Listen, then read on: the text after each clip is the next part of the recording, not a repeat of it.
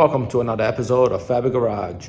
I know, I haven't been posting videos, but when I started this channel, it was mainly gonna be to document the whole Miata build, putting a V8 in a little car and having fun with it. And I finished the build right before winter hit, and I live in New England. So a rear-wheel drive car with this much power is pretty much useless in the winter, and I wouldn't dare to drive this. This thing it's pretty scary for a little car with that much power. So what I did was I winterized this. She's in the shop, fully covered. I just uncovered to show you guys. And as soon as it gets warm, we're gonna get back on and we're gonna make videos, probably go to autocross and do some cool stuff. But for now, she is winterized. She's pretty much done, but winterized. So this is on hold. So what I have in mind is I have to keep the shop warm. So as you see back there, I have one of those torpedo heaters, and this shop is a mess because I am rearranging everything due to the fact that I am I'm actually converting a wood stove to be a forced air oil burner. It's gonna run off of used engine oil, so it's a waste oil heater. And that's almost as free heat as you can get. All I'm gonna be using is 115 volts to power a blower. That's it. Everything else is free because I do my own oil changes here. I'm a technician for a living, so I can always bring home oil if I have to. It's free to me. So, you know, I have to keep the shop warm so I can come out here and do projects. This channel is all about, it started out being about building Miata, and I'm gonna make it into, as the name of the channel describes, fabitgarage. Anything we can fabricate, anything we can make, anything with a motor, we'll play with it. So this channel is gonna be all about a guy going out in the garage and just building things. So I wanna show you guys the new addition to the shop, which I'm gonna turn the camera here in a second, but I did get a 12-inch lathe, and this thing is amazing because I can make so many parts that I couldn't before, so that's awesome. But let me turn the camera and I'll show you what I'm building here as far as the wood stove. All right, so here's what I'm building. I picked up this wood stove for really cheap. I think it was like 80 bucks. And this one actually, it's kind of cool because not only has two doors, but it also has a blower in the back. And so has a blower right there.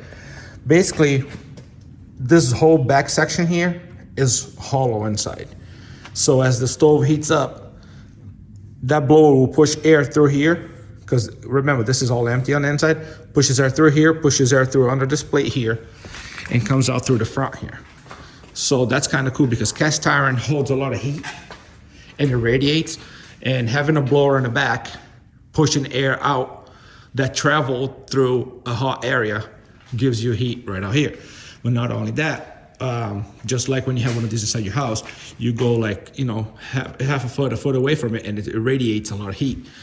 So I'm gonna try this. There's a lot of people who've done it on YouTube. And again, I make YouTube videos to try and help people build cool things, but I also watch a lot of YouTube videos and learn from them. Again, this is one of the things that I've been watching other people build. Some people use 55-gallon drums. There's compressor tanks, you name it. I mean, people are making things out of everything. It's just the creativity out there is just crazy. But I decided to pick up a wood stove just because I know cast iron is very durable and it just radiates a lot of heat. So I'll show you guys the setup. It's not done yet, I'm working on it. So I'm gonna be posting videos on getting this up and running. Hopefully in a week or two, this will be up and running and heating up the shop. And then I'll make a video of, you know, starting it up, how to start it. It's actually very simple to build. You just have to make sure you do it right so you don't, you know, burn anything down. Luckily, this is a steel building, so it ain't gonna catch on fire that easy. But always be safe. Never leave anything like this unattended and walk in the house for 2 hours or anything like that. But anyway, so what I have here is a bowl. Yes, pretty much a kitchen bowl. Steal it from the wife, bring it on the shop, she'll never know. Yes, she will, but that's beside the point. So you have a pipe that comes down from the outside. That pipe goes in there, comes out here, does a 45, and okay, you need a bowl right here. So, because this is gonna carry your oil and your air. Now I'll explain to you how this works. On this side here, you have I believe this is 3/8 copper tubing going to this T-valve. This is just black iron pipe fitting a T going to this used to be like a portable air tank, which I have about 10 of them and I don't really. So I made this tank here. Luckily I got for Christmas, the wife got me one of those Cricut machines so I can make my own decals. So I made these two. And the way this is gonna work is, I made this tank here. This is all stainless. The tank's not, but the neck and the tubes, where this is the level indicator. So if oil is full all the way up to here, this will show how much oil is on inside here. This here is just exhaust pipe left from the Miata that I just made it into a cap, just so I don't have dust going in there. Basically, take this off, either get a milk crate and fill it up with oil. This holds 5 gallons, and this valve will be closed. As soon as I open this valve slow, you're gonna see a drip. And once you get dripping enough oil, about like the size of a pencil, the oil will start dripping down, the oil will run in here. So this pipe is running all the way down, inside this pipe. So if you look from the other side, you're gonna see the big pipe, which is this white pipe, and then you're gonna see the copper pipe in the center of it. Now, this side here, you hook it up to a blower and you blow air in there. So when you get to this side, you're gonna have the white pipe blowing air, and you're gonna have the pipe in the center dripping oil. And what that does is, when you light this up, you basically, the way you start these up is you put a little bit of oil here, engine oil with diesel, whatever. You light it up and you turn the blower on. And just like when you have a fire outside your house, a fire pit, if you take a leaf blower and you add air to it, it'll make the fire bigger and hotter. Same concept here. Once this little flame that you put in here, you add air to it, it's gonna become a much bigger flame, which in turn is gonna turn this bowl cherry red. This thing is gonna be glowing like Christmas. At which point you open up the oil will start to drip. As soon as the oil drips into a red hot pan, it'll basically evaporate and go out the chimney. And then that's it, the oil will keep the flame going. And all you really wasting as far as paying for heat is to run a blower. So this is a very small blower that came out of a stove. So I'll show you guys. I know if you've never heard of this type of heater before, you can either go on YouTube and watch a lot of videos, but as I build it, I'll explain to you guys more. But this is more the concept.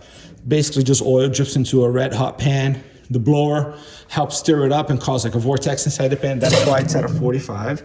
So when I put the bowl here, air is gonna come out of here and want to go around and build like a vortex inside the pan. So, and then flames will just shoot straight up and go out the chimney, which I haven't ran yet. So this is this side of it here. All I have to do, so this blower came out of a old stove that I had in the house that we replaced. So I figured, shit, I saved the blower. It's a regular 115. So I'm gonna mount this blower down there. Now, how do I go from a freaking pipe this size to a pipe this size? Well, I had a good idea. I went on Amazon and I ordered a metal funnel. Now I cut that funnel section off of it. So now I ordered it exactly to the size of this. So if I cut this little lip off, the funnel size is 5 inches. It'll actually slide in there if I push it in. So I'm gonna put it this way and I'm gonna weld it all around. And then on this side here, this is not the pipe I'm gonna use, but that's just reference. I'm gonna weld this pipe right here. So when this blower turns on, it's gonna force all the air to the center and push air right inside of the stove. There's a guy who built a waste oil heater and he used the same exact blower. Like when I say same exact, I mean same exact blower. He took it out of a Gannon load stove. This is a GE blower. It was very common back in the day. So once I have the blower hooked up, I'm pretty much all set other than the chimney. So I have my spacing correct. I looked up the owner's manual for this stove and I'm about 20 inches away from the wall. And not only that, I had extra sheets of steel roof from this building. So I have the plywood, but I also have this sheet here all on the back of it to protect it from heat. This chimney obviously is gonna go up there, and the chimney is gonna run right in the center there and come out right up there. So this should radiate a lot of heat here. I can always add a couple fans on the bottom to push hot air that way. But the main thing right now is just to get this thing going. I have the drill press out of the wall. Like, this is all gonna be rearranged. So this is a mess right now. I know it's kind of embarrassing, but for those of you who like to build things, you're not really gonna care about the mess. You just wanna learn how to build things. So yeah, this is coming out pretty cool so far. Let me focus here. My plan is to have a drum in here full of waste oil with a hand pump and a tube going up there. So when I see that that's running low, I'll pump it up, oil will just fill that right up. So I have a whole fill station, so I don't have to go up in a milk crate and fill it up with the jug all the time. So yeah, guys, I watched a lot of videos on this, and I saw a lot of people using plastic buckets and PCV pipe and leaking everywhere. And I'm not knocking on people's builds, but I really wanted to make something that's like, wow, that actually looks pretty cool. I don't want to make something just because it works. I want to make something that actually looks kind of cool, and it's like, wow, you actually put effort into building that reservoir tank, you know what I mean? So, so yeah, this is coming along. I'm gonna work on the chimney in the next few days. Right now it gets dark at like 5 o'clock here, so it's kind of tough to go outside, pitch black, and try and run a chimney. So I'm gonna wait for the weekend. But I wanted to show you guys the update. Most people that have this size stove, they actually run on a garage that's not even insulated, and they say they can bring the garage up to 60, 70 degrees, no problem. So we'll see how much heat it puts out, but any heat's better than no heat. My plan is to come in here on a cold day, turn on the torpedo heater. It takes about 10 minutes, and the shop is like 65. That heats up really quick, 200,000 BTUs. Once that's up to temp, I'll start the stove, let it run for a little longer. Then I can shut that one off, and the shop is already warm, and this just has to maintain it. So that's the idea. I'll be using very, very little diesel to run that for 10, 20 minutes. And this will take over for the rest of the day. According to other people that built this, you will use about a quart an hour if you run it on just a regular drip feed.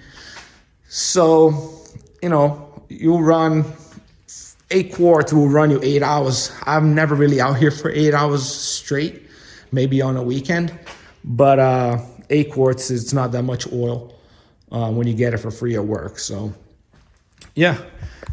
So this is pretty much going to be it for this episode. I am going to make another video on the lathe and the specs on the lathe for those who are interested in lathe stuff. So that's going to be a separate video, probably going to be released the same time as this one. So if you're interested in building a stove, this is the video for you. And the next video is coming up. And if you're interested in the lathe, I will have videos on the lathe coming up also. So yeah, guys, hope everyone's doing good. I appreciate all the new subscribers I've received lately. Every few days I get 1 or 2 extra subscriber, and I'm getting a lot of positive messages on the Miata and stuff. So once it gets warm, we're gonna go for a decent ride on this car. So yeah, I appreciate you guys. And no, I did not forget about you guys. It's just it's kind of chilling here to be working on cars and building things, but we're gonna get it done. So I appreciate you guys. Don't forget to subscribe if you haven't already. If you're new, welcome to the channel, and we'll see you guys on the next one. Let's build some cool stuff.